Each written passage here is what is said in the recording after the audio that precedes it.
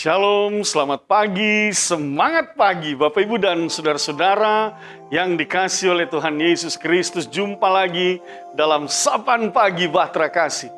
Kita mengucap syukur dan berterima kasih kita berjumpa lagi dalam perenungan Sapaan Pagi ini untuk memulai seluruh aktivitas kita. Untuk itu mari kita berdoa, memohon pimpinan kuasa Roh Kudus Tuhan. Kita berdoa.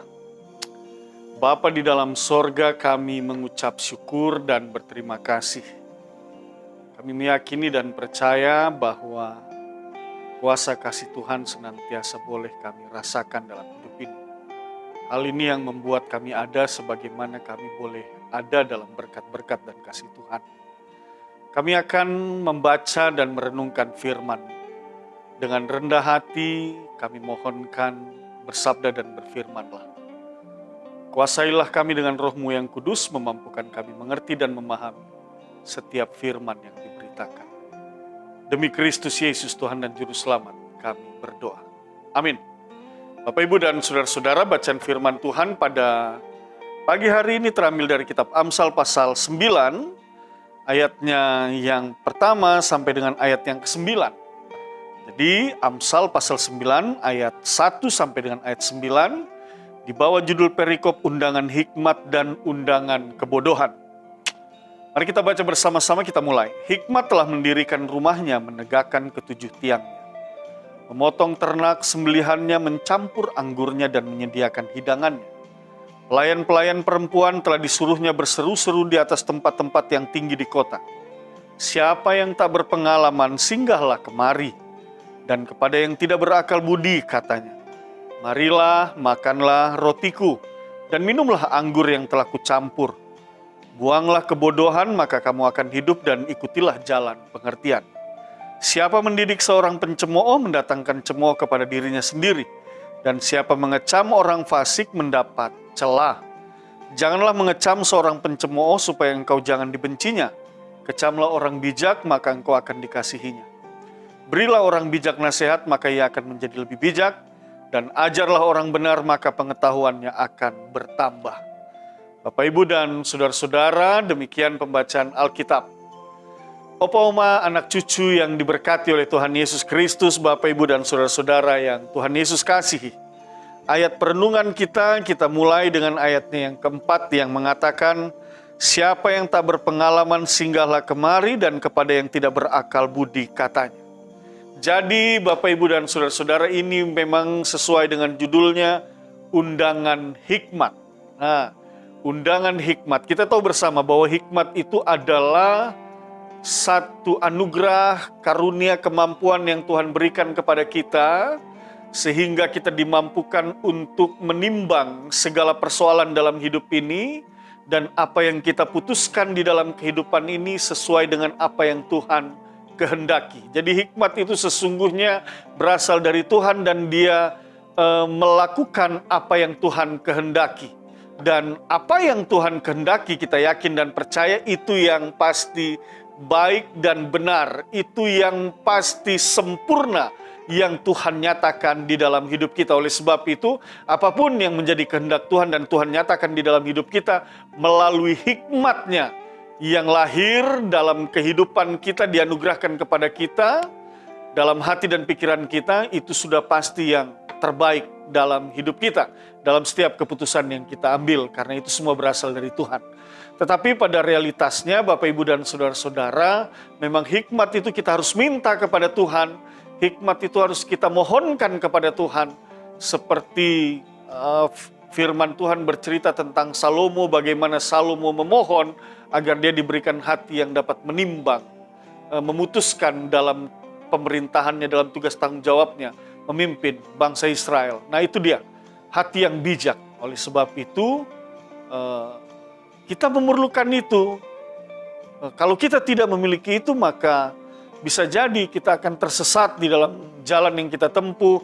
Kita akan keliru di dalam kita mengambil sebuah keputusan. Keputusan yang kita ambil itu tidak sesuai dengan kehendak Tuhan.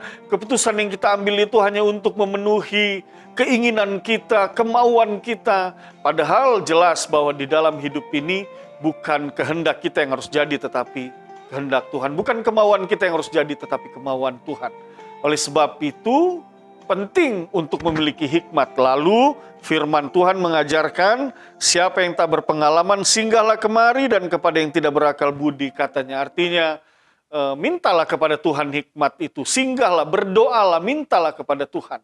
Agar engkau memiliki hikmat dan engkau berpengertian di dalamnya. Nah, Bapak, Ibu, dan saudara-saudara yang dikasihi oleh Tuhan Yesus Kristus, realitasnya adalah bahwa banyak orang yang merasa bahwa apa yang dia pikirkan, apa yang ia rasakan itu yang jauh lebih benar daripada dia meminta tuntunan, dia meminta pimpinan, dia meminta hikmat Tuhan. Banyak orang lebih mengandalkan kekuatannya sendiri daripada mengandalkan kekuatan Tuhan. Banyak orang mengandalkan kecerdasan dan kepintaran yang menurut ia cerdas dan ia pintar, daripada dengan rendah hati memohon hikmat, memohon pengertian, memohon pertolongan yang berasal dari Tuhan. Realitas kita pada saat ini di dalam dunia ini memperlihatkan hal itu. Dan saya kira bukan saja hari ini, tetapi dari masa lalu itu sebabnya Amsal bercerita, singgahlah kemari, agar engkau memiliki hikmat itu, agar engkau berpengertian, agar apa yang engkau lakukan itu berdasarkan dengan kehendak Tuhan.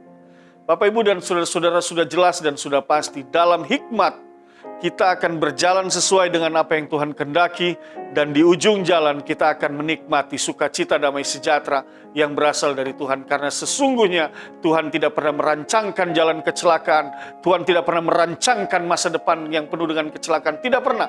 Tetapi yang Tuhan rancangkan jalan damai sejahtera, yang Tuhan rancangkan masa depan yang penuh dengan sukacita, pengharapan, dan damai sejahtera. Sebaliknya, kalau kita mengandalkan kekuatan, kita mengandalkan kepintaran kita, jelas di ujung jalan itu maka kita akan berhadapan dengan berbagai pergumulan, berbagai persoalan. Dan tidak sedikit di antara kita yang pada akhirnya lelah, capek, tidak mampu, putus asa, jatuh di tengah-tengah berbagai pergumulan dan persoalan yang terjadi. Tetapi jika kita berjalan berdasarkan pada tuntunan hikmat Tuhan, itu dia yang tadi saya katakan, kita tidak akan pernah tersesat, bahkan kita tidak akan pernah lelah, kita tidak akan pernah letih. Apapun pergumulan dan persoalan yang diperhadapkan kepada kita, hikmat Tuhan menuntun kita untuk mengatasinya, mendapatkan jalan keluar di tengah pergumulan dan persoalan, beban-beban menjadi ringan, sukacita damai sejahtera menjadi bagian dalam hidup kita. Oleh sebab itu, sekali lagi, Bapak, Ibu, dan saudara-saudara, andalkan hikmat Tuhan ketika engkau hendak mengambil satu keputusan. Ketika engkau menjalani hidup ini, maka mintalah hikmat itu daripada Tuhan. Mohonkan kepada Tuhan, berikan padaku hikmat itu Tuhan, agar aku dimampukan memutuskan segala sesuatu berdasarkan pada kehendak Tuhan. Minta itu. Sebab itu, Bapak, Ibu, dan saudara-saudara, jangan cepat-cepat kita merasa bahwa diri kita ini lebih pintar, lebih hebat. Sesungguhnya kita tidak punya apa-apa. Kita tidak punya kehebatan apa-apa, kemampuan apa-apa. Itu semua hanya oleh kasih karunia, anugerah yang Tuhan berikan. Tetapi realitas memperlihatkan ada banyak orang juga yang merasa dirinya hebat dan menganggap orang lain tidak tahu, bahkan menganggap orang lain bodoh. Menganggap orang lain no education, tidak berpendidikan. Menganggap orang lain bukan orang yang cerdas, bukan orang yang pintar. Lalu menganggap dirinya, oh I'm a smart people. Waduh, luar biasa. Merasa dirinya clever, pintar. Waduh, ini satu hal yang sangat disayangkan jika kita berjumpa dengan orang-orang yang seperti ini. Karena apa? Firman Tuhan mengingatkan, Bapak, Ibu, dan saudara-saudara, mari hindari ini. Karena firman Tuhan mengingatkan kepada kita dalam 1 Korintus, pasal 1 ayat 27 sampai 29, dia bilang begini. Tetapi apa yang bodoh bagi dunia dipilih Allah untuk memalukan orang-orang yang berhikmat, dan apa yang lemah bagi dunia dipilih Allah untuk memalukan apa yang kuat. Itu dia. Jangan pernah merasa kita lebih pintar dari orang lain. Ingat, kalaupun engkau pintar itu berasal dari Allah. Ingat itu. Dan engkau harus aminkan itu. Jangan berpikir bahwa, oh aku berhikmat, aku pintar ini karena kecerdasanku, karena kerja kerasku. Tidak demikian. Karena firman Tuhan mengingatkan kepada kita, sekalipun engkau memiliki hikmat, engkau memiliki pengetahuan, engkau memiliki pengertian, jangan sombong. Engkau cerdas, engkau pintar, jangan sombong. Tetap rendah hati. Wah, be a humble person. Itu dia. Tetap rendah hati. Jangan sombong. Karena apa? Firman Tuhan katakan, orang yang bodoh dapat Tuhan pakai untuk memalukan engkau, orang-orang yang sombong. Itu dia. Oleh sebab itu Bapak Ibu, apapun itu yang sudah Tuhan berikan kepada kita hari ini, tetap rendah hati. Nah, itu dia yang Tuhan inginkan untuk terjadi dalam hidup kita. Ayat 28 dikatakan, dan apa yang tidak terpandang dan yang hina bagi dunia dipilih Allah, bahkan apa yang tidak berarti dipilih Allah untuk meniadakan apa yang berarti. Nah, itu dia. Tuhan itu bisa pakai siapa saja untuk memporak-porandakan kesombongan kita. Nah, itu dia. Dan itu tujuannya untuk memperbaiki seluruh sikap hidup kita.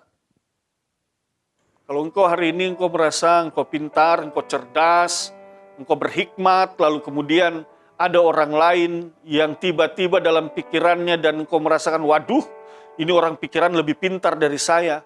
Padahal dia sekolah apa?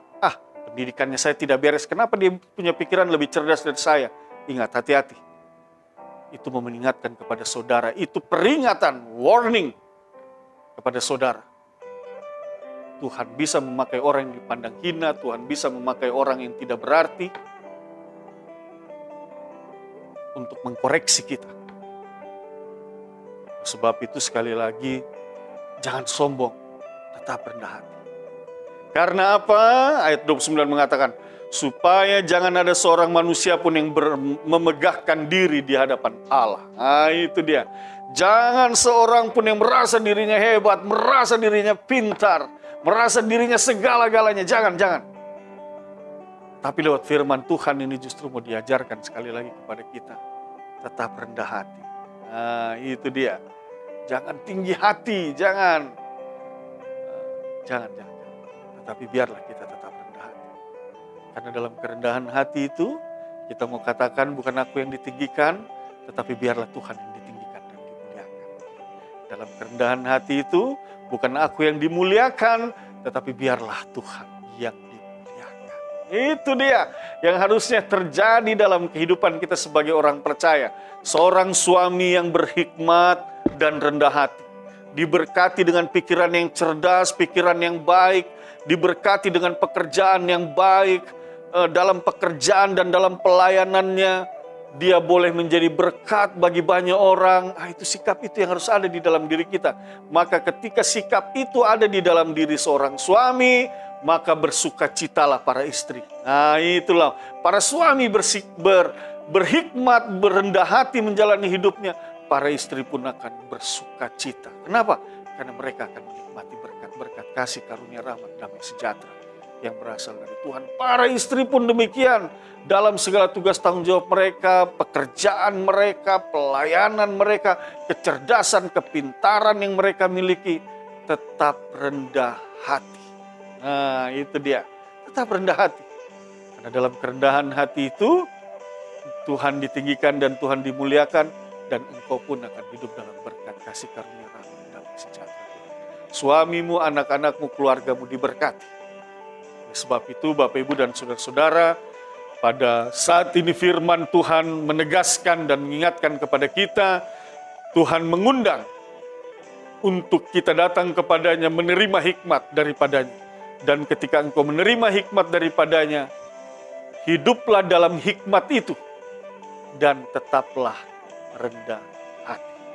Mari kita berdoa. Bapa Sorgawi, kami mengucap syukur atas firman. Teguhkanlah firman ini dalam hati dan pikiran kami. Kami meyakini dan percaya hikmat Tuhan dalam kehidupan kami menuntun dan memimpin, memampukan kami untuk melakukan segala sesuatu sesuai dengan kehendak Tuhan. Kami berpengetahuan dan berpengertian di dalam kuat kuasa Tuhan. Oleh sebab itu dengan rendah hati, anugerahkanlah hikmat-Mu dalam hidup kami. Kami menyambut undangan hikmat. Kami mau menerima hikmat itu dan hidup dalam kuasa dan kehendak Tuhan. Mari Tuhan berkati kami. Berkati para suami, para istri, orang tua, anak-anak, opa, oma, anak cucu. Berkati semua Tuhan, berikan kami hikmat. Dan biarlah di atas semua itu kami tetap rendah hati. Dan Tuhan Engkau yang ditinggikan dan dimuliakan senantiasa. Bapak Surgawi, hamba berdoa buat Bapak, Ibu, saudara-saudara, anak-anak, cucu, opa, oma, mereka semua dalam kehidupan mereka, dalam pekerjaan, dalam pelayanan, aktivitas mereka semua. Tuhan berkati, tuntun, pimpin. Berikan kekuatan, kesehatan, mampukan kami semua melakukan segala sesuatu sesuai dengan kehendak Tuhan.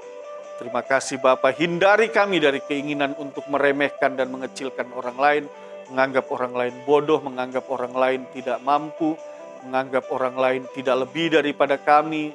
Hindari kami dari semua itu Tuhan. Dan dalam kuat kuasa-Mu tuntun dan pimpin kami agar kami menjadi orang-orang yang senantiasa rendah hati, membangun hubungan yang baik dengan orang-orang di sekitar kami. Terima kasih Bapa, seluruh aktivitas kami hari ini kami serahkan ke dalam tangan kasih. Ampunkan dosa dan kesalahan kami dalam nama Tuhan Yesus kami berdoa. Amin. Selamat pagi, Tuhan berkati.